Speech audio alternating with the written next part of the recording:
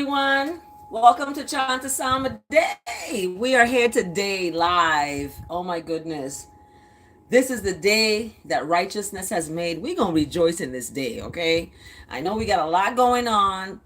Life stuff happen, we got a lot of stuff going on, but we got to take a pause. We got to take a pause and we got to chant a psalm. We got to stay in the word because we got folks out here that's not right, okay? So we got to be the right.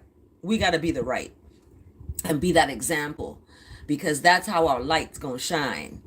So when I looked at the verse today, I loved it. Oh my goodness. I got to tell y'all what the verse of the day.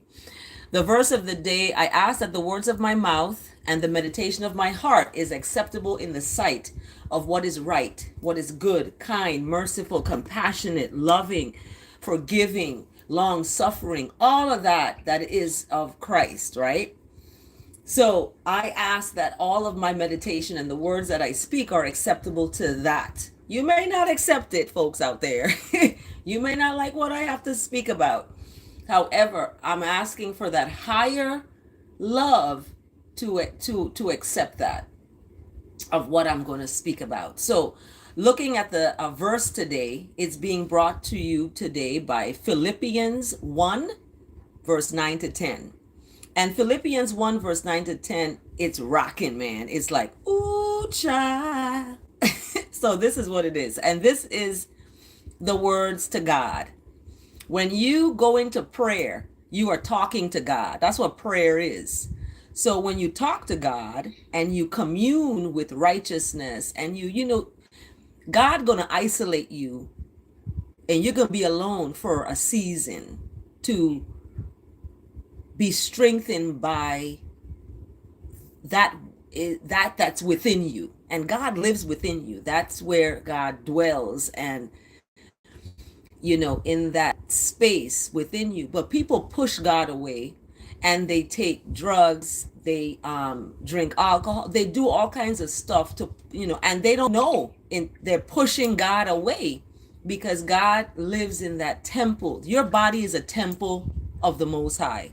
And that temple needs to be nourished.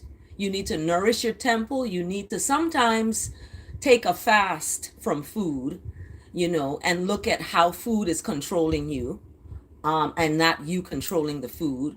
So we cannot push God away from us because we're going to be in a turmoil. Okay. We're going to be unhappy. We're going to be depressed. We're going to be in a despair. So when we don't push that righteousness away, keep it, nourish it, harness onto it. And this Philippians chapter 1 verse 9 to 10 speaks to this. So this is what it speaks.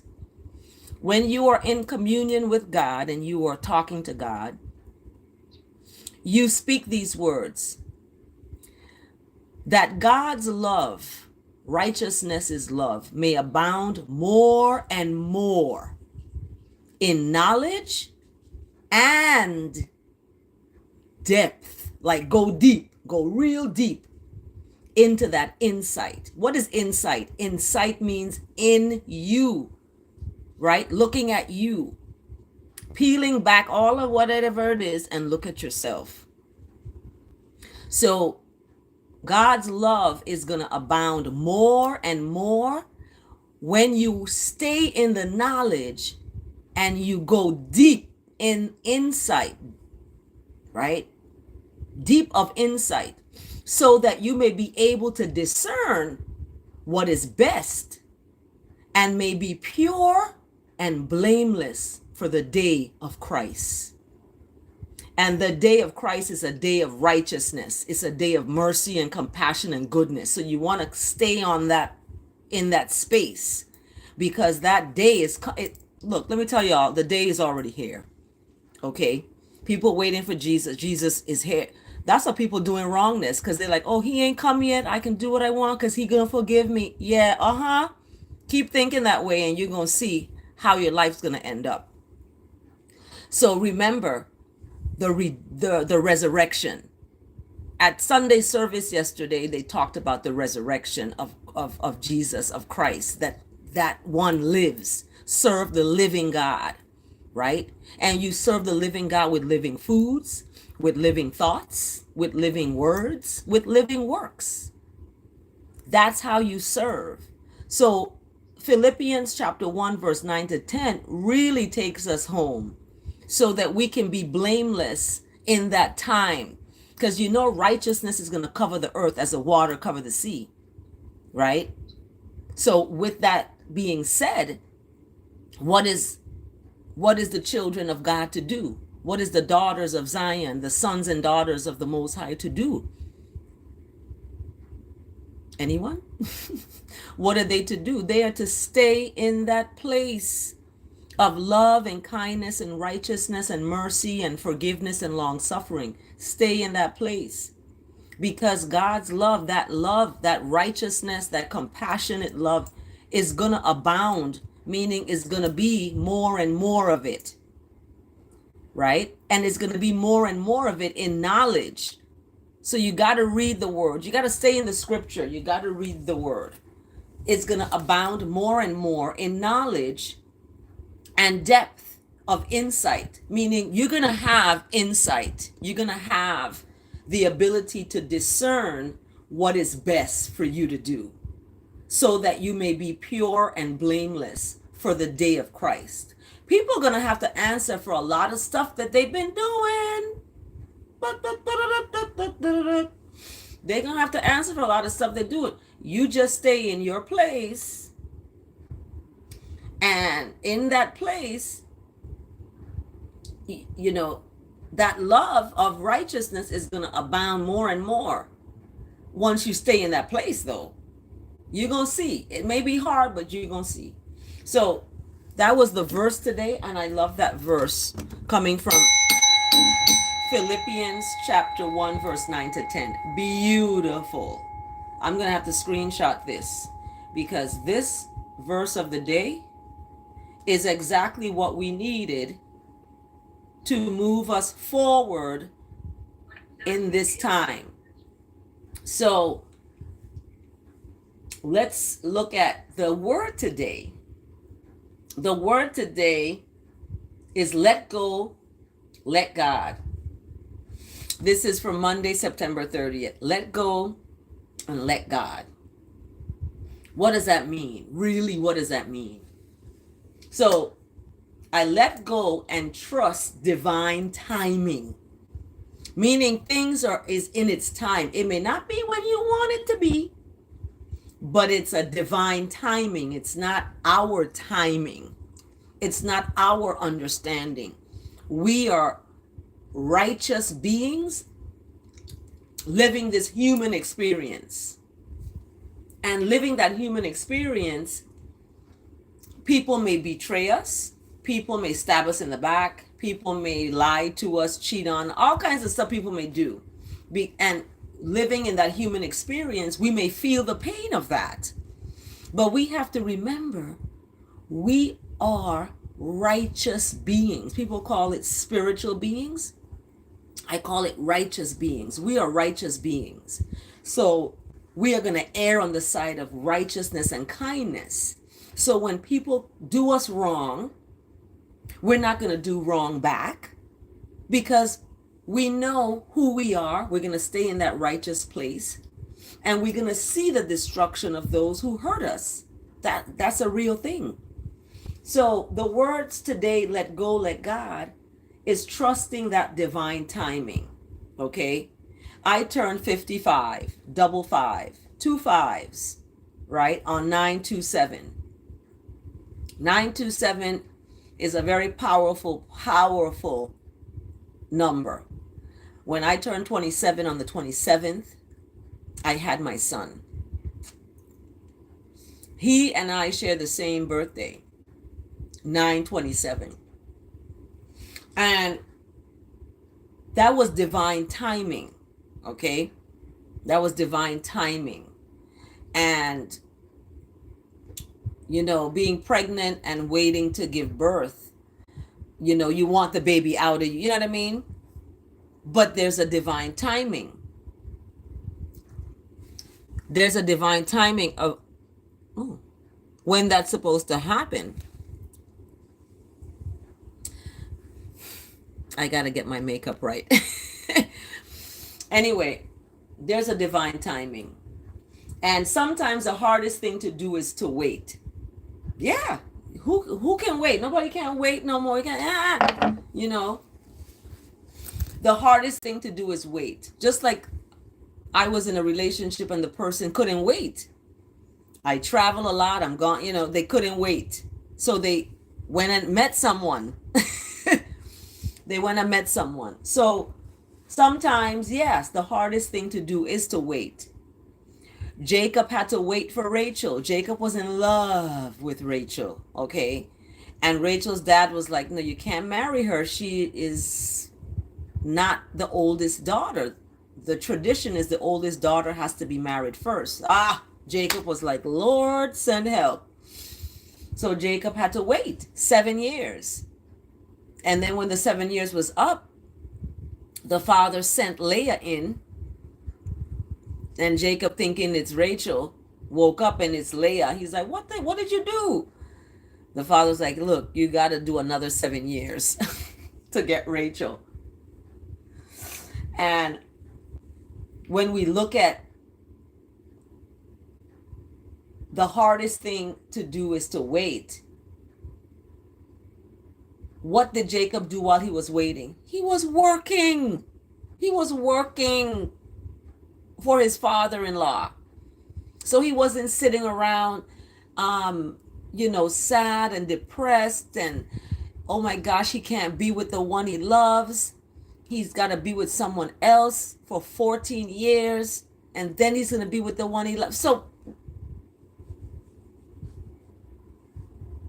modern life has conditioned us to expect things to happen quickly, right? And to think that we must always be doing something to keep moving in the direction of our dreams. But the process of manifestation involves so much more than my efforts and desire alone. I cannot force or rush divine timing, okay? I can't force or rush divine timing.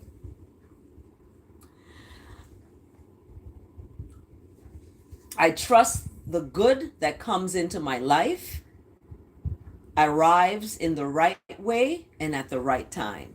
So those of you out there who, are alone, like me, and feel like you're not going to meet someone, or you're not going to have a relation, you're not going to grow old with someone, right? If you feel that way, remember, you cannot force or rush divine timing. You have to trust that the good that comes into your life is going to arrive in the right way and at the right time. Okay, I just reconnected with someone. They found me on Facebook, I think it was. And we hadn't spoken for 18 years, maybe 12.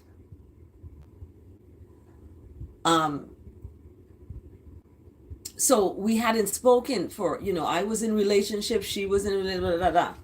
So we hadn't spoken, and now we've reconnected.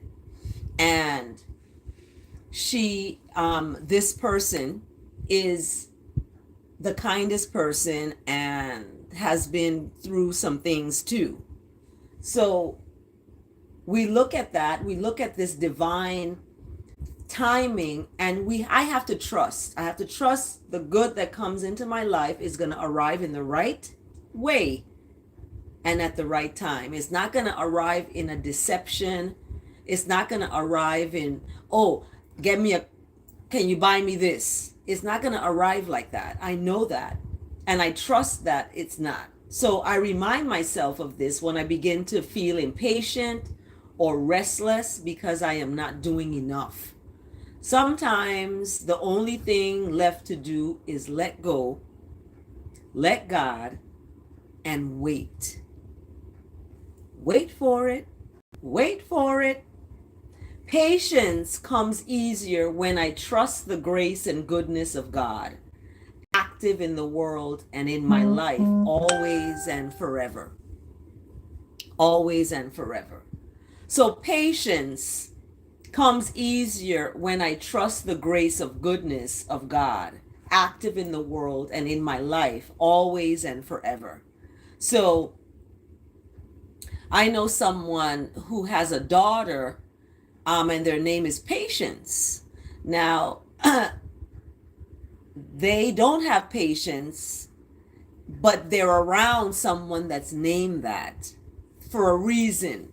They're in the where they're supposed to be, and they maybe have to learn something. So when you're in relationships, and you find yourself someplace where you may not want to be, you're there for a reason to learn something, about yourself, really. And in this waiting period, when we're waiting, what do? We stay in the Word. We stay in the Word while we're waiting, right? We have to stay in that space. And staying in that space gives us the opportunity to learn about ourselves, to learn about who we are, and what we want, right?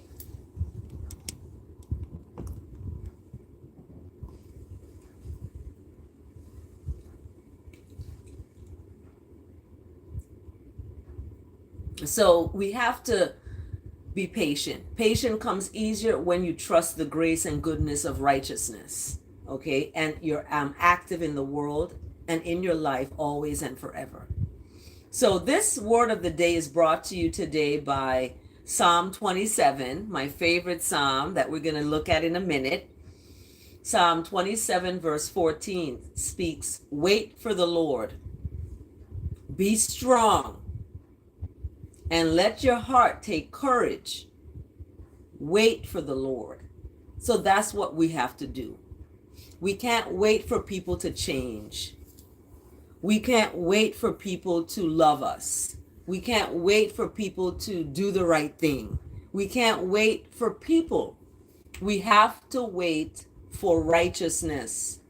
And if that person is righteousness, then so that person will be for you. But God is separating you now. This is the season of separation, of isolation. This is the season of that. You're going to find yourself in seasons. And this is a season for that. It's a season for isolation. It's a season for self-reflection. It's a season for adulation, to giving thanks. It's a season for all of that. So Selah and Selah again for this word today. Let go, let God. Let go, let God. I love that. Let's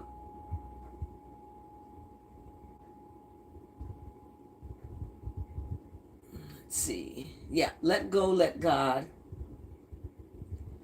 is our word today.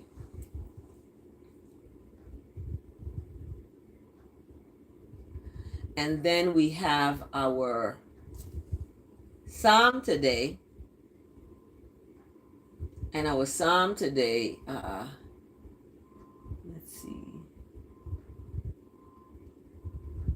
Our psalm today is one of my favorites. Oh my goodness, Psalm 27.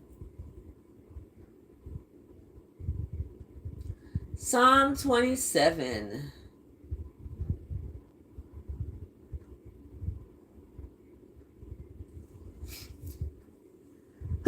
Oh, excuse me. Psalm 27 today.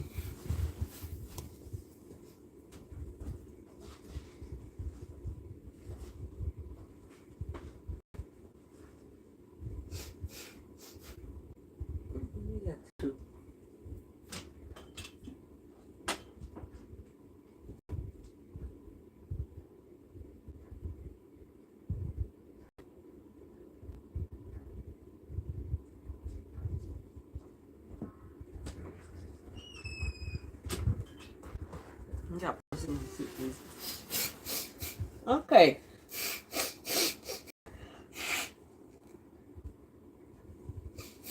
Okay, excuse me, please. Excuse the interruption. Pardon the interruption. So here we go. Psalm 27.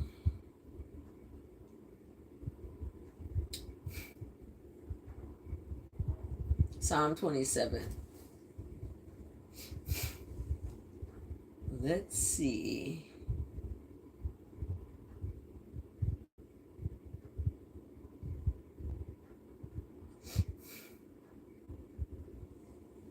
So Psalm 27, like I said, is one of my favorite Psalms. I really like it. And I like it because it's just, not just because it's the 27th Psalm, but because it speaks to what we need in our lives and what we need to know in our lives in order to be functioning, to be stable, right? We need to know that.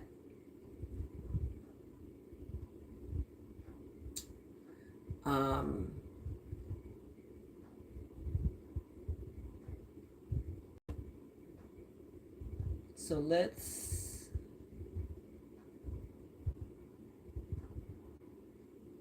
what is this?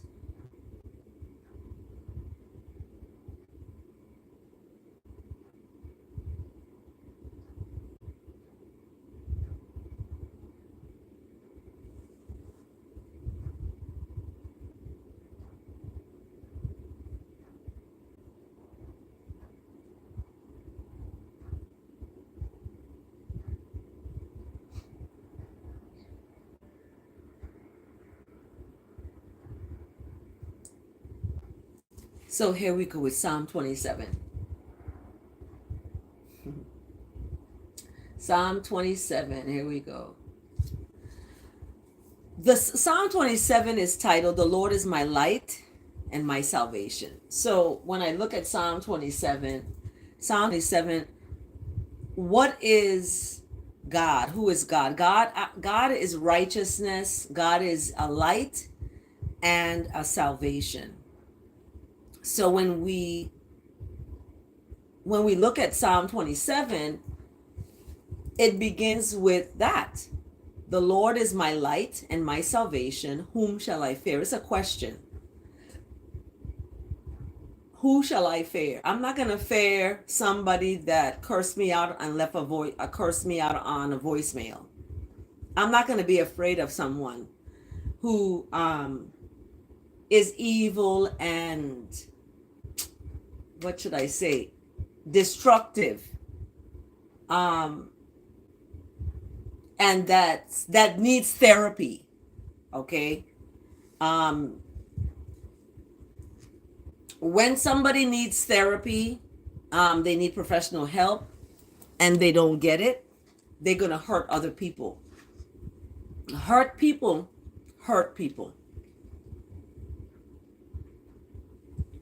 And that's a serious thing, because people are living in abusive relationships where the person is controlling who they talk to. They don't, there's no trust. In other words, there's no trust. When you don't have trust in a relationship, it's not going to last. You're going to always be looking over the back of your shoulder, whether they're talking to their ex or they're meeting with their ex. You're not going to live a good life if you keep on being hurt by past relationships, being hurt by people. And people would say, oh, they've been through a lot, they've gone through a lot, so that justifies their abuse of you because they've been through so much. It's justified that they can isolate you from people. They can control your email, they can control your phone, they control your life, basically. And when we look at the Psalm today, that righteousness is your future. That's your light. So who are you going to be afraid of? I'm not going to be afraid of human beings, animals, the weather. I'm not going to be afraid. Who are you going to be afraid of? So when women are in abusive relationships, they're afraid to leave because they fear for their life, right? But who is your light and your salvation? Trust in that. That's going to take you to safety. Don't listen to your own understanding or feelings of fear, right? But leave, and you will see you're going to be protected. So the question in Psalm 27, the Lord is I thy light and I thy salvation, whom shall I thy fear? The Lord is the stronghold. What is a stronghold? He's holding you strong. He's that stronghold of your life. Who shall you be afraid? Another question. So Psalm 27 verse 1 is a question. It's a question. Ask yourself this. Who are you afraid of? Are you afraid of your abusive wife? Are you afraid of your abusive husband?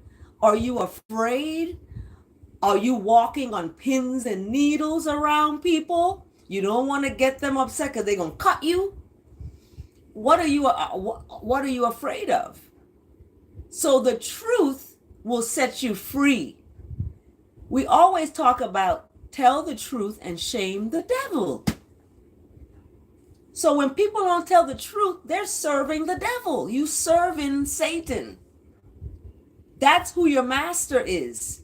You're not serving Christ and God and love and compassion. You're serving Satan. When you're afraid of standing up for yourself to someone, you're serving that person. You're in the devil's lair. You're in that the devil got you by the balls. The devil got you by the balls. And when you don't trust God, okay, when you don't go into the word, when you're not reading the word, oh, you can't read the word, you don't understand the word, but you know, somebody told me, they said, I need some church. They need to, because they're in the devil's grip. And I'm going to speak and ask the Most High to release people from their abusive relationships, from their emotionally abusive, socially abusive, intellectually abusive, and sometimes physically abusive, to release them from that. And in Psalm 27 verse 1 is a question. Then the answer happens. The answer comes. When evildoers come up against me to attack me, to eat up my flesh, that's what they want to do. They want to F me up. That's what they threaten to, they want to do that to me. These are my adversaries. They're against righteousness. These are my foes. They're against truth. Okay? So when you see somebody left you for someone else, or, you know, they broke up and they gone with someone, that's God. That's God separating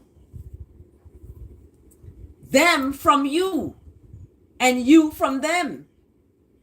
Yeah, it may hurt because you think about the good things about the person, but in actuality, that person wasn't good for you, and God knows best. So God removed them. Accept it. God removes people from your way. Okay, I'm about to do some things. I'm about to be the first Black woman from the island to do something. I was the first in a lot of things in my life. When I was 14, I was the first 14-year-old from St. John to capture a title on St. Croix. Nobody ever won from St. John. Nobody. When I went to St. Croix was like the Apollo. When you go there to perform, you better be up and because they're going to boo you.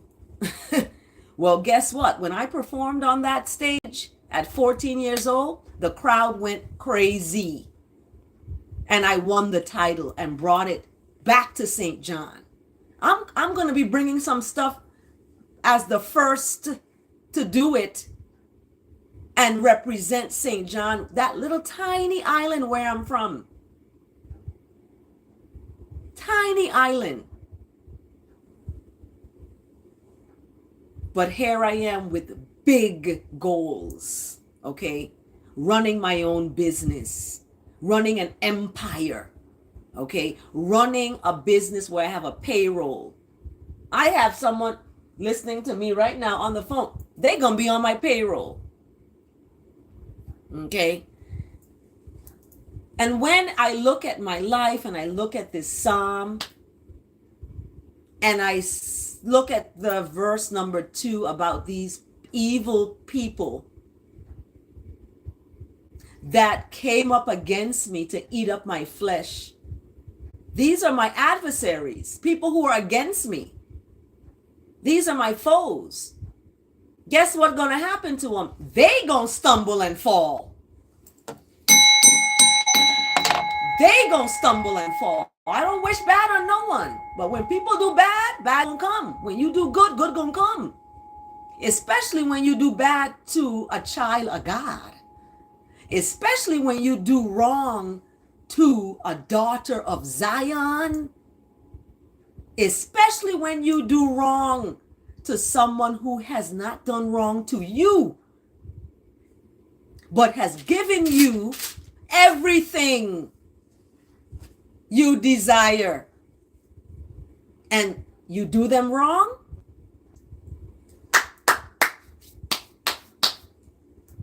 they are the ones that gonna stumble and fall. They're the ones gonna stumble and fall. They're the ones, when they go to work, they're not gonna have a good time at work, because when you do wrong to folks, people gonna do wrong to you. It's gonna come from your job, it's gonna come from your relationship, it's gonna come from every aspect of your life, because you have done wrong.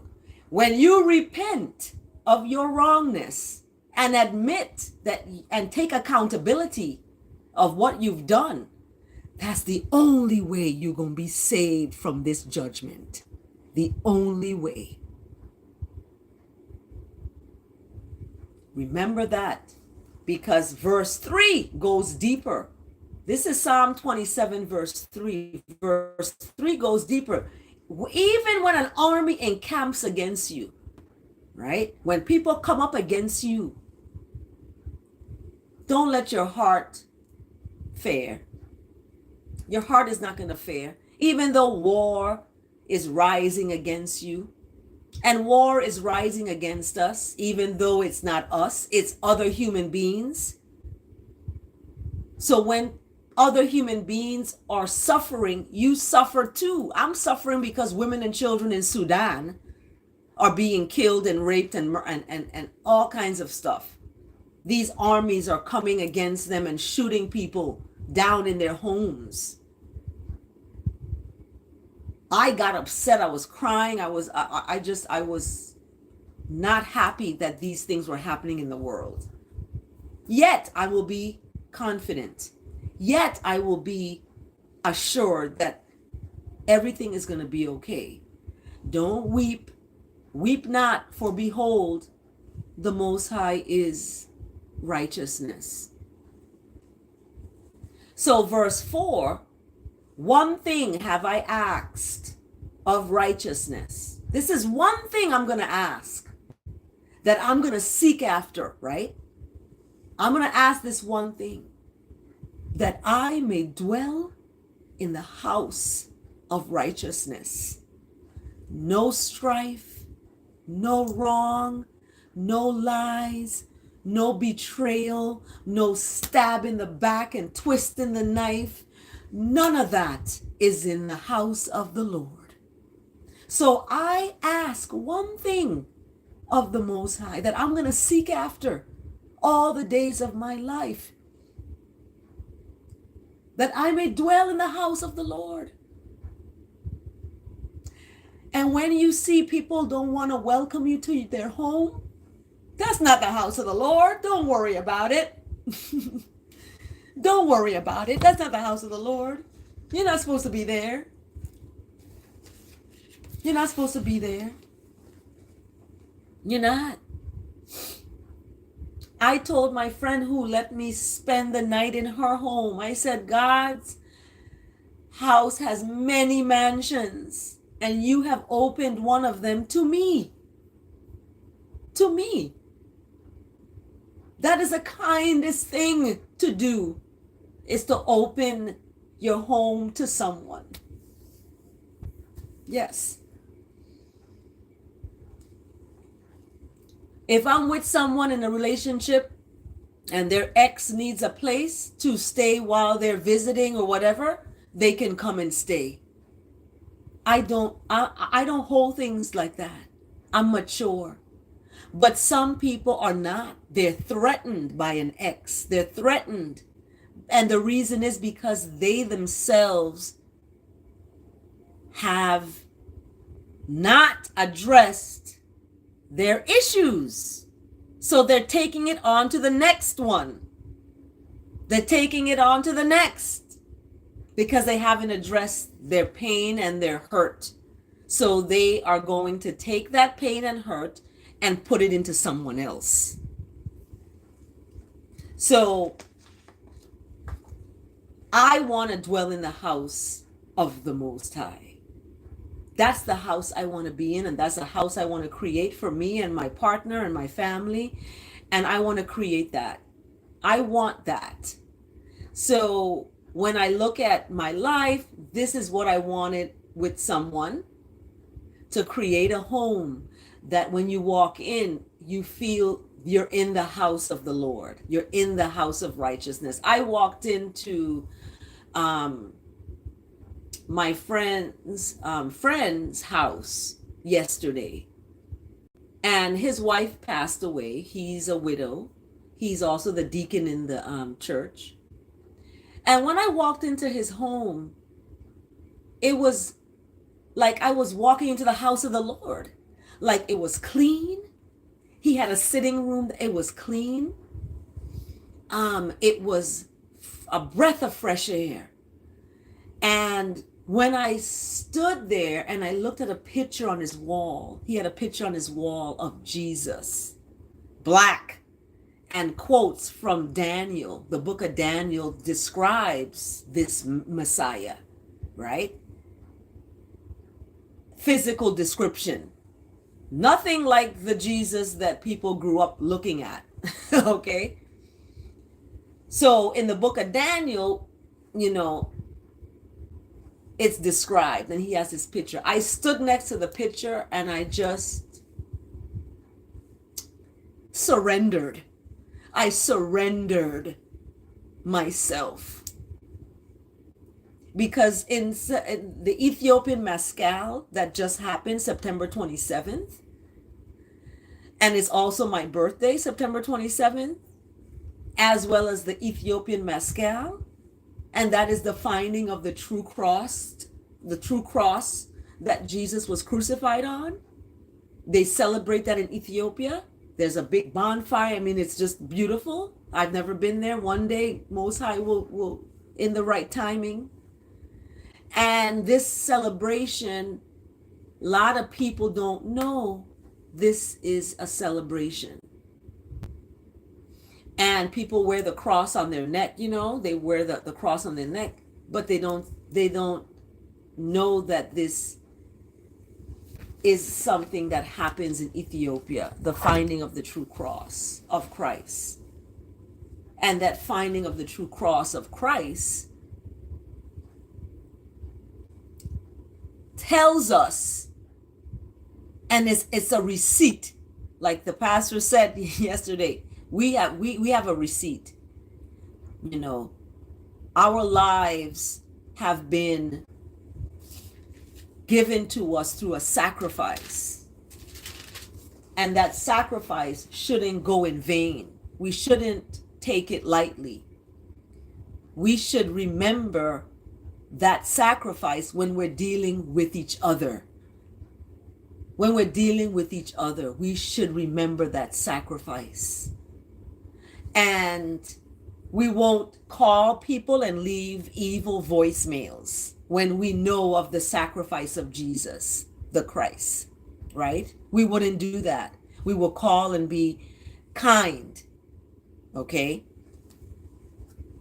And the same person that left me a evil voicemail, I think I had let you all hear it, called again when it was the day after my birthday and wished me happy birthday.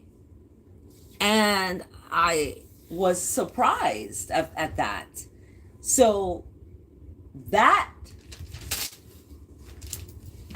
showed me something significant in that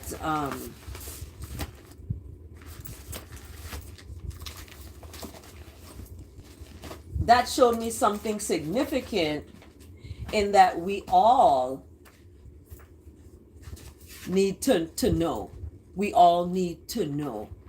And I don't know what the agenda was behind the phone call, but God revealed to me that the person was not real. Like there was something behind the phone call. It was like trying to track me down. Where am I?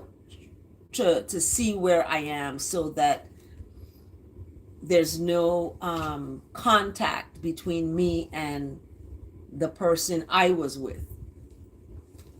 So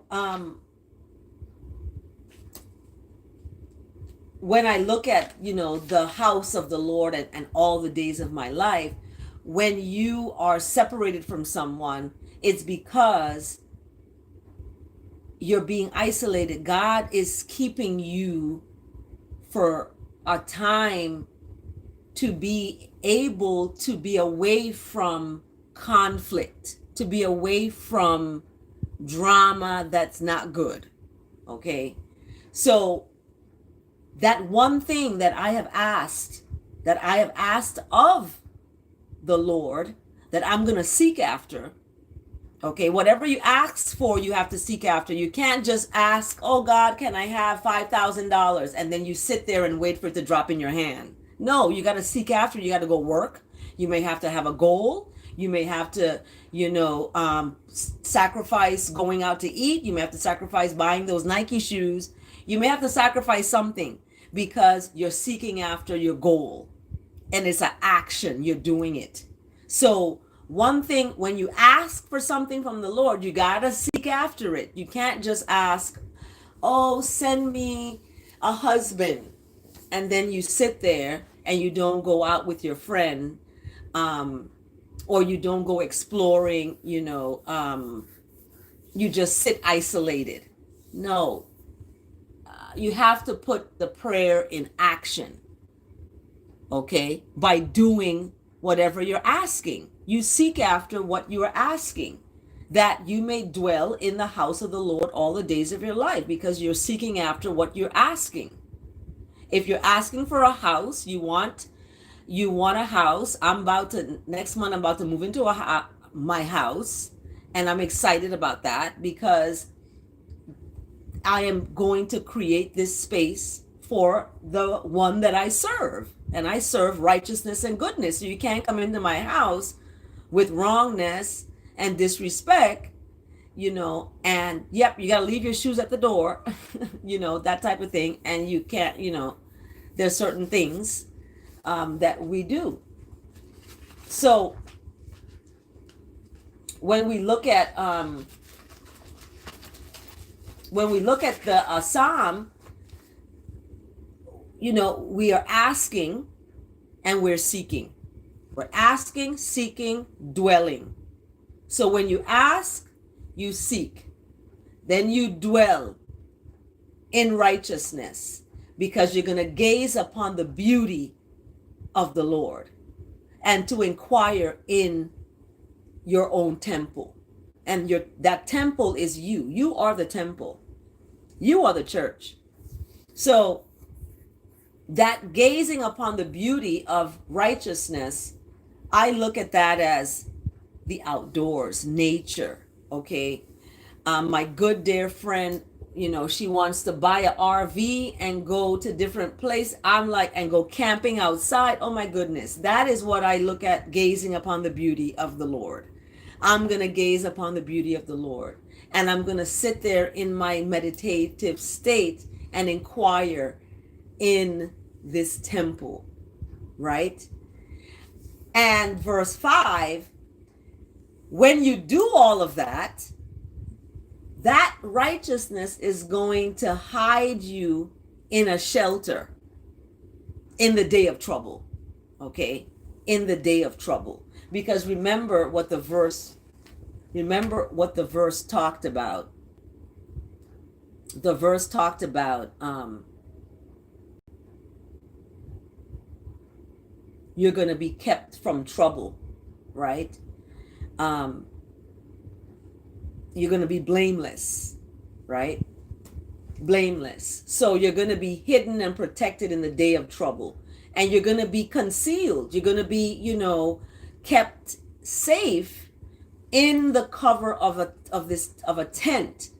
And you're going to be lifted up high upon a rock, meaning that you're going to look down and see the destruction of those that have wronged you. You're going to look and see the destruction of those that have betrayed you and those that have hurt you. You're going to see the destruction of that. That's why I weep for people that do me wrong. I'm like, oh my goodness. It saddens me, because when you love someone and they hurt you, you don't want to hurt them back. That's what you don't want to do. You want to wish them love and kindness and grace and mercy and compassion, and just send them that. Because when you take on the negative that people give you, it's going to not take you to this safe place that is written in Psalm 27, where you're going to be hidden under the cover of a tent, and you're going to be lifted up high upon a rock. So in verse 6, now my head shall be lifted up above all my enemies around me, and I will offer sacrifices with shouts of joy. I will chant and make melody to the Most High. Chant and make melody to the Most High. So this is what you're going to do after all this is all this is said and done. You're going to chant and make melody to the Most High. Listen to righteousness. Listen. Because when you cry out loud, and I've cried out loud, I've screamed. I was driving my Jeep and I just said, why? Why did you do this to me?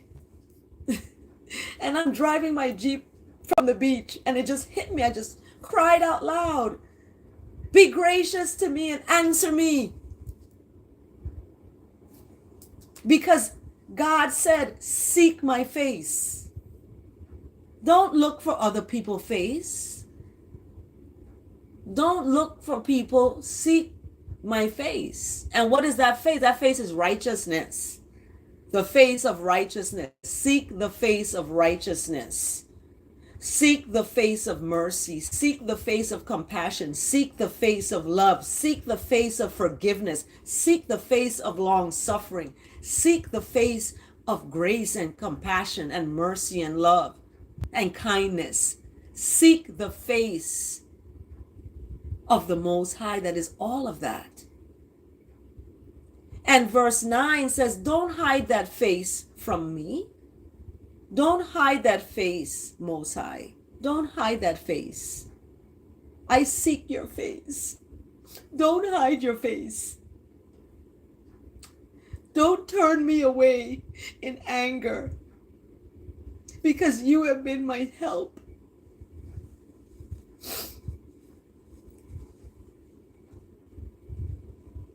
You have been my help. Don't cast me off. Don't forsake me, O God of my salvation. For when people forsake me, it can be mother, father, it can be a friend, it can be anybody who forsake you. Anybody who leave you, hurt you.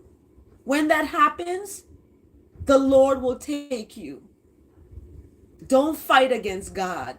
Surrender. Surrender to the goodness of God. Surrender to that. Surrender to that. Because people are going to hurt you. And when that happens, you have to know that that righteousness will take you in. It will take you in. Because the same way when Jesus was crucified, he was like, why have you forsaken me? And no, I'm not forsaking you. You know, I'm taking you. It may look like that because you're pain, you're human, you're feeling the pain. It may look that way, but that's not the reality of what it is, because you have to seek that knowledge, in that knowledge and that depth of insight, so that you may be able to discern what is best for you, that you may be pure and blameless for the day of Christ, that you know that you did good by people. You know that you were honest with people. You know that you were loving and kind with people, right?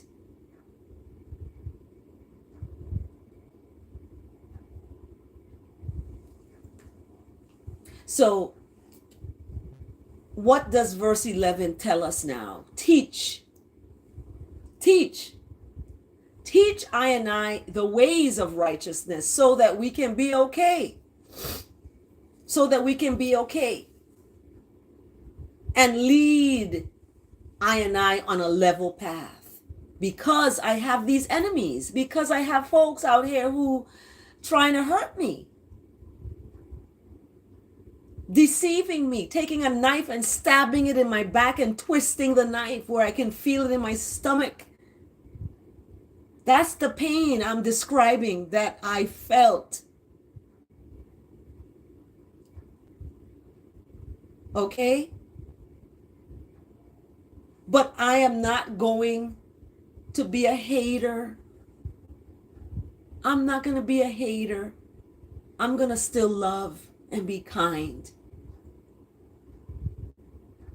Because I know in verse 12 that the righteousness of the Most High will not give me up to the will of my adversaries. Not. No weapons formed against me shall prosper. None. I will not be given up to the will of my enemies or false witnesses that rise against me, telling lies about me and breathing out violence, telling me they're gonna F me up. Their breath, out of their breath is violence, right? Out of their breath is violence. So these false witnesses, when they rise up and they breathing out violence, right? When that happens, we have to know, in verse 13, we have to know that you're going to look upon the goodness. You're going to look upon the goodness of the Lord in the land of the living. You don't have to die to see God. You're not going to have to leave your body to see the goodness of the Lord. You're going to see the goodness of the Lord while you're here on this earth. Okay? In the land of the living. There's a child abduction just came on my phone in Rockwall, Texas. A gray 2007 Toyota Sienna. The license plate is VKG9957, Texas. The victim is 6 months old, a white female, Nova Brady, who was last seen wearing two-piece white pajamas with flowers. The suspect is Margaret Van Alkine, white female. Suspect is Dakota Brady, white male. call 911 with information. So this is an Amber Alert that just came into my phone. Do you see what's going on out here? Children, this is a 6-month-old baby. 6-month-old baby. So you're going to see the goodness of the Lord in the land of the living, okay? Wait. Wait for the Lord. Be strong and let your heart take courage. Wait for the Lord.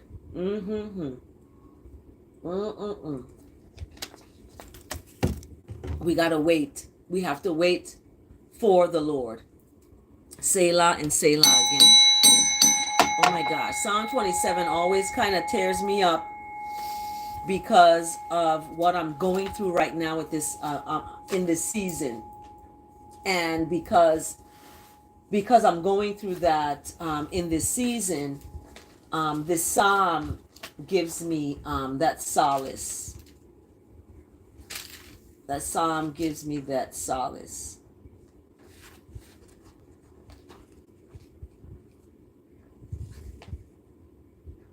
Wow, this is beautiful.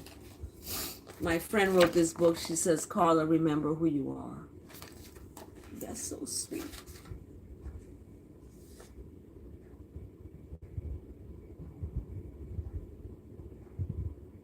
This is beautiful. So, I wanted to share with you Max Lucado's commentary for today. Oh my goodness, we're almost at the hour. Ask any question. So Max Lucado is being brought to you today by Psalm 55, verse 16 to 17. But I will call to God for help, and the Lord will save me. Morning, noon, and night, I am troubled and upset, but He will listen to me. So this is perfect for those out there who are going through a hard time. When you call to righteousness for help, you're going to be saved. Morning, noon, and night, you're troubled. You know, this is what happened to me. Morning, I'm thinking about the betrayal this person did. In the noontime, I'm thinking about it. At night, I'm thinking about, and I'm troubled and upset, right? But when I call on righteousness and I talk to God, God is going to listen to me. Jehovah, Selassie the First, Rastafari, whatever you call that one is the same all around. It doesn't change. It's goodness and mercy and righteousness. So when I call on that, I'm going to be listened to. Okay? God is going to listen to me because I call on God for help. I don't go out with my troubled upsetness and cause drama for people. Okay? And this is what folks have done to me. They have taken their trouble and upset and put it onto me. That's what adversaries and people who are against you do that. But righteousness is going to listen to me. And that's that mercy. That's that God. That's that compassion. That's what God is. Forgiveness, long suffering, all of that. That's going to listen to I, and it's going to hear my trouble and my upset. But when you go take it out on the person, what's going to happen? You're serving Satan. You're serving the devil. We don't serve Satan and the devil. We serve the righteousness of God. So we don't have to err on the side of wrongness when wrongness comes to us. We're going to err on the side of righteousness. And some people don't do that. They say, you mess with me, I'm going to F you up. You're like, what? Are you okay? Like, are you troubled? Do you need a therapist? So Max Lucado speaks, it's not a sin to doubt. Disbelief is sin, but questioning, sincerely seeking is acceptable to God because in the presence of God, you may ask any question you want. So when you commune with God and you commune with righteousness, you're going to be asking these questions. And you can talk to God like he's your friend. Like, why did this person do this to me? Blah, blah, blah. And I asked those questions and I got an answer. I know why. It wasn't the person, it was me. Something I did, and I'm not going to talk about it, but something I did, it returned. That's why you got to remember, in my life now, I know things return. So I always err on the side of kindness now because I don't want these things returning in a bad way. So we ask any question of God. That's who we speak to. Okay?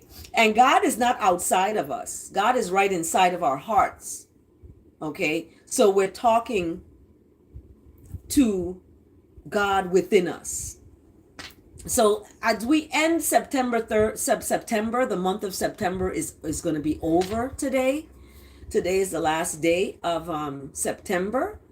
We want to move forward.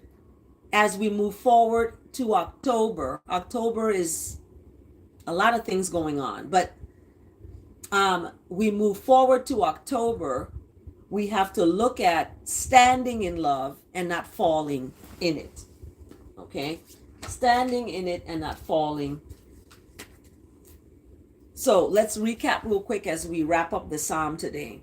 We have the verse today from Philippians chapter 1, verse 9 to 10, that your love may abound more and more in knowledge and depth of insight, so that you may be able to discern what is best and may be pure and blameless for the day of Christ. So that is the verse today. We had the Psalm 27 today. The Lord is my light and my salvation. I shall not fear. The Lord is a stronghold of my life. Whom shall I be afraid? I love this psalm because it gives meaning to everything that I'm going through right now today. So Selah and Selah again. Psalm 27 has 14 verses and it ends with wait. Wait for the Lord and be strong and let your heart take courage. Okay, wait for the Lord. And what is the Lord? Righteousness. Wait for righteousness. Don't make decisions about anything until you have thought about, is it right? Is it righteousness? Is this a good thing is it righteousness? So that's what waiting on the Lord is, because the Lord is righteousness. So you're waiting on righteousness. You're waiting on the right time to make a move. Does that make sense? So when people don't believe in God, and they don't believe in the Lord like that and waiting on the Lord, they look at the Lord as a thing, right? But that thing is ultimately righteousness, mercy, compassion, all these attributes. But mankind has put it into this label, God, Lord, Jesus, right? And it kind of scares people away because people have done nefarious things in the name of God, Lord, and Jesus. So it kind of shies people away. So I like to use the word compassion, grace, mercy, kindness, long suffering. I'm waiting on that. I'm waiting on that in my relationship. I'm waiting on that on everything that I do. So that is Psalm 27. And I love that because it gives that sense of goodness. And we have the word today that is coming from, let me go back into the word today. And that word today is also coming from Psalm 27, verse 14, to wait on righteousness, letting go and letting God. So thank you so much for joining. We have Psalm 27 today.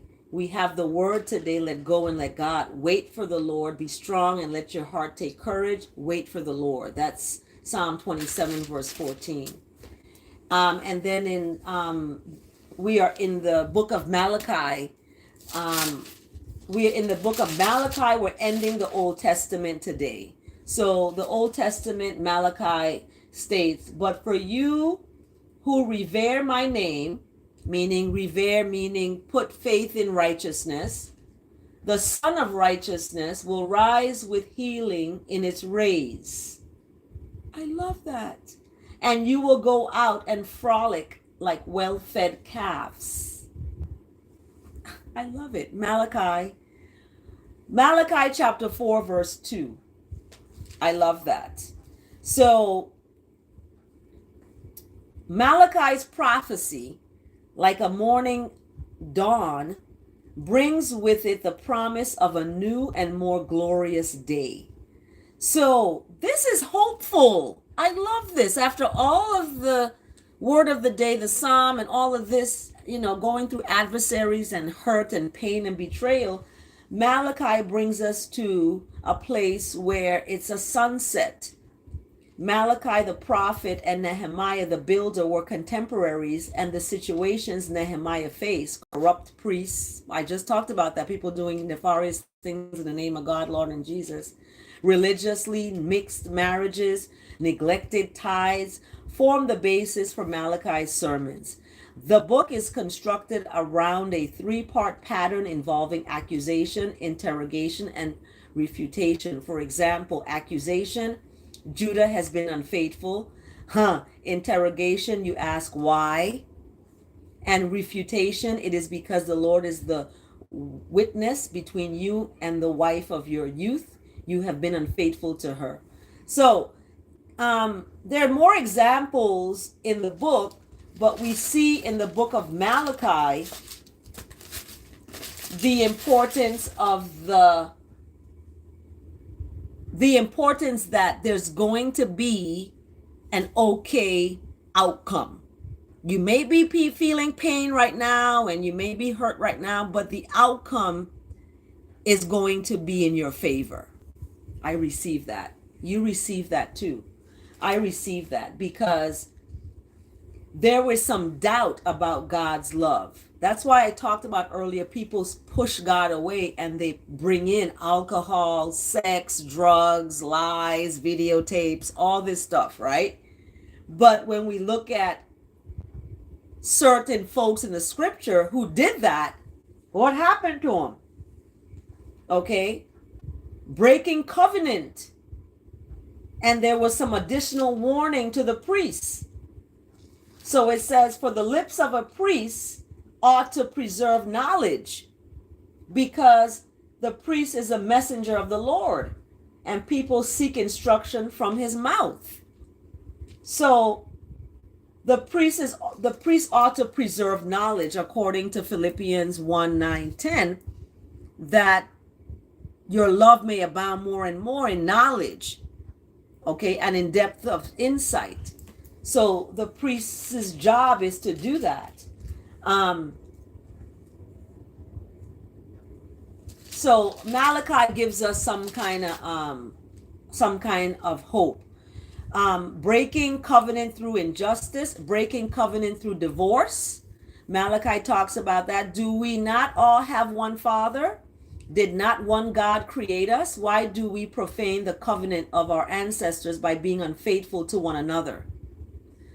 Judah has been unfaithful. A detestable thing has been committed and Judah has desecrated the sanctuary the Lord loves by marrying women who worship a foreign god. As for the man who does this, whoever he may be, may the Lord remove him from the tents of Jacob, even though he brings an offering to the Lord Almighty. So when you're married and you cheat on your wife, when you're in a relationship and you go out of the relationship and not tell the person you met someone and you're going to be with this person,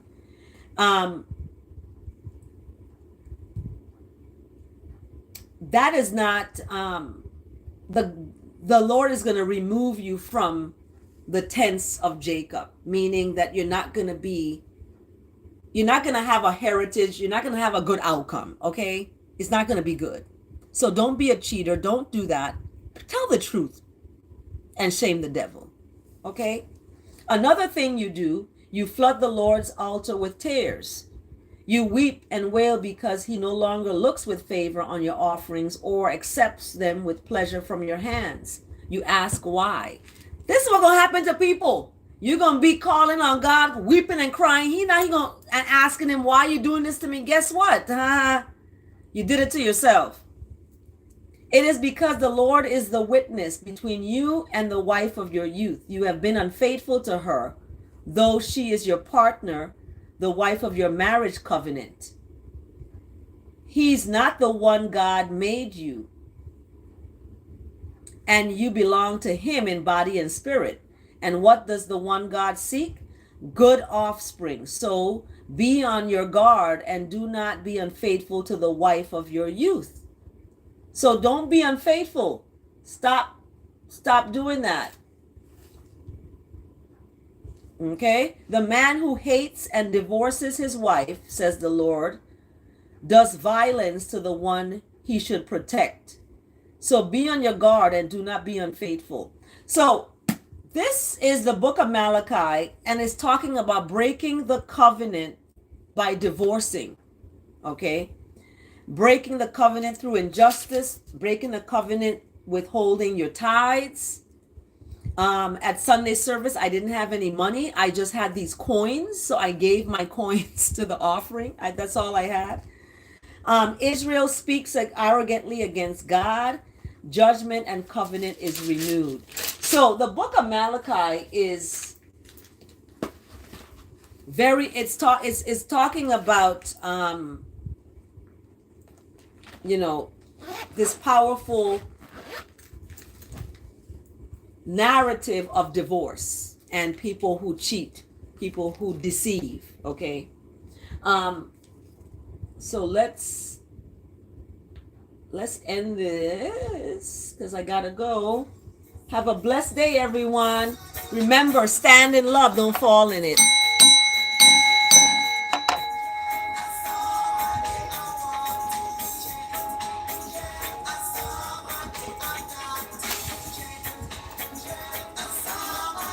Have a blessed day, everyone. Remember, you are the vessel. You are the temple. You are the temple.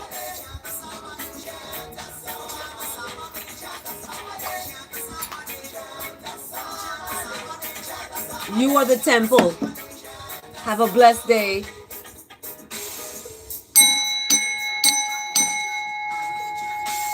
Take good care, but see you next time.